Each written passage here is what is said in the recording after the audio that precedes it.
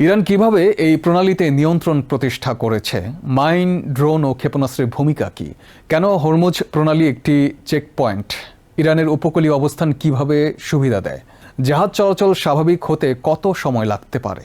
আপনারা দেখছেন TVN 24 news network. সবশেষ আপডেটে স্বাগত জানাচ্ছি আমি সাইফুদ্দিন ফয়সাল। হরমুজ প্রণালী ঘিরে উত্তেজনা চরমে পৌঁছেছে, যেখানে প্রায় 4 সপ্তাহ ধরে কার্যত বন্ধ রয়েছে এই গুরুত্বপূর্ণ সমুদ্রপথ। বিশ্বের প্রায় 20% তেল, গ্যাস ও সার এই পথ দিয়ে পরিবাহিত হয়। ফলে এর অচলাবস্থা বৈশ্বিক জ্বালানি বাজারে বড় ধরনের অস্থিরতা তৈরি করেছে। এই পরিস্থিতিতে ইরান একাধিক দিক থেকে কৌশলগত সুবিধা ধরে রেখেছে বলে বিশ্লেষকরা মনে করছেন। একদিকে তাদের ভৌগোলিক অবস্থান, অন্যদিকে তুলনামূলক কম খরচের কিন্তু কার্যকর সামরিক কৌশল, এই দুয়ের সমন্বয়ে তারা হরমুজ প্রণালীতে প্রভাব বিস্তার করতে সক্ষম হয়েছে। প্রণালীটির সবচেয়ে সংকীর্ণ অংশ মাত্র 24 মাইল প্রশস্ত, যেখানে জাহাজ চলাচলের জন্য নির্দিষ্ট দুটি সরু রুট রয়েছে।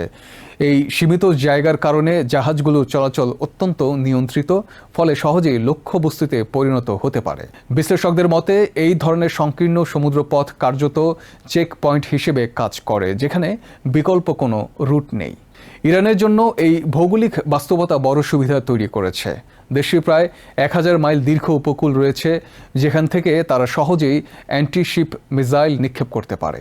এছাড়া পাহাড়ি এলাকা, দ্বীপ ও উপকূলীয় বৈচিত্র্যের কারণে তাদের মোবাইল অস্ত্র ব্যবস্থা সহজে শনাক্ত করা কঠিন। ফলে প্রতিপক্ষের জন্য হামলা প্রতিরোধ করা আরও জটিল হয়ে পড়ে। এছাড়া ইরান অপ্রচলিত যুদ্ধ কৌশল ব্যবহার করছে, যা বড় শক্তিগুলোর জন্য চ্যালেঞ্জ হয়ে দাঁড়িয়েছে। ছোট ড্রোন, দ্রুতগতির নৌযান, মাইন পাতা এবং এমনকি বিস্ফোরকবাহী ছোট নৌকা ব্যবহার করে তারা বড় ক্ষতি করতে পারে। এসব কৌশল তুলনামূলক কম ব্যয়বহুল হলেও কার্যকর। বিশেষজ্ঞরা বলছেন, এই পরিস্থিতিতে ইরানকে সবসময় লক্ষ্য খুঁজে বের করতে হয় না, বরং তারা অপেক্ষা করলেই চলে। সংকীর্ণ পথ দিয়ে জাহাজ চলাচলের কারণে যে কোনো সময় আক্রমণ সম্ভব। ফলে পুরো এলাকা কার্যত একটি কিল জোনে পরিণত হয়েছে। যদিও যুদ্ধ শুরুর পর ইরানের কিছু সামরিক সক্ষমতা দুর্বল হয়েছে, তবুও তাদের হুমকি পুরোপুরি দূর করা সম্ভব হয়নি। ফলে জাহাজ চলাচল পুনরায় স্বাভাবিক করতে গেলেও ঝুঁকি থেকেই যাচ্ছে। এই প্রেক্ষাপটে আমেরিকা ও তাদের মিত্ররা জাহাজ চলাচল নিরাপদ রাখতে বিভিন্ন পরিকল্পনা করছে। সম্ভাব্য কৌশলের মধ্যে রয়েছে যুদ্ধ জাহাজ দিয়ে কনভয় ব্যবস্থা, স্যাটেলাইট নজরদারি, বিমান ও ড্রোন ব্যবহার এবং মাইন মুক্ত নির্দিষ্ট রুট তৈরি করা। তবে বিশ্লেষকদের মতে এই ধরনের নিরাপত্তা ব্যবস্থা বাস্তবায়ন করা অত্যন্ত জটিল এবং সময় সাপেক্ষ। কারণ শুধু জাহাজের সামনে পেছনে যুদ্ধ জাহাজ রাখলেই হবে না, বরং পুরো এলাকা জুড়ে বহুমাত্রিক নিরাপত্তা নিশ্চিত করতে হবে। এদিকে ইরান অন্তত 19টি জাহাজে হামলা চালিয়েছে বলে জানা গেছে। তবে বিশেষজ্ঞরা বলছেন, ইরানের লক্ষ্য সবসময় জাহাজ ধ্বংস করা নয়, বরং ঝুঁকির মাত্রা এতটাই বাড়িয়ে দেয়া যাতে শিপিং কোম্পানিগুলো নিজেরাই চলাচল বন্ধ করে দেয়। ইরান ঘোষণা করেছে অশত্রু জাহাজ তাদের সঙ্গে সমন্বয় করে প্রণালী পার হতে পারবে। ইতিমধ্যে কিছু জাহাজ এই শর্তে পারাপার করেছে বলেও জানা গেছে। এমনকি কিছু জাহাজ নিরাপদ চলাচলের জন্য অর্থ পরিশোধ করেছে বলেও রিপোর্টে উল্লেখ রয়েছে।